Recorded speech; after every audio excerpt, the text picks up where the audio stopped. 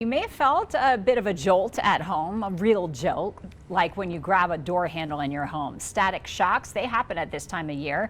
News 5's meteorologist Casey Dorn explains why. 'Tis the season, a shocking season. I don't know about you, but I've been shocked touching a doorknob or a light switch at least a dozen times in the last couple of weeks. But we don't tend to get these static shocks in summer. Here's why. Think of air like a sponge. Different sponges can hold different amounts of water. Don't tell me you just own one. In the atmosphere, the temperature of the air determines the amount of water it can hold, basically the size of the sponge. Now, cold air can only hold a small fraction of the water that warm air can. It's a dramatically smaller sponge.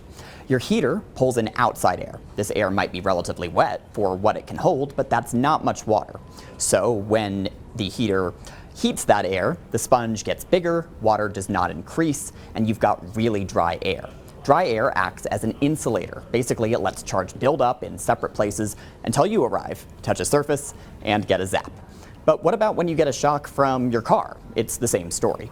You probably heat your car. When you grab your door handle, charge gets released all at once. Finally, if you get a shock at the pump or entering your car, it's usually a really dry day outside with low humidity.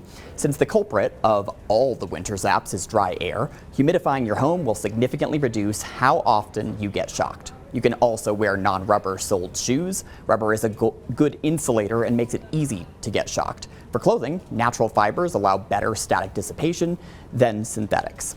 Now, hopefully, I've helped you cut down on your jolts this season, but at least now you know why. Meteorologist Casey Dorn, News 5.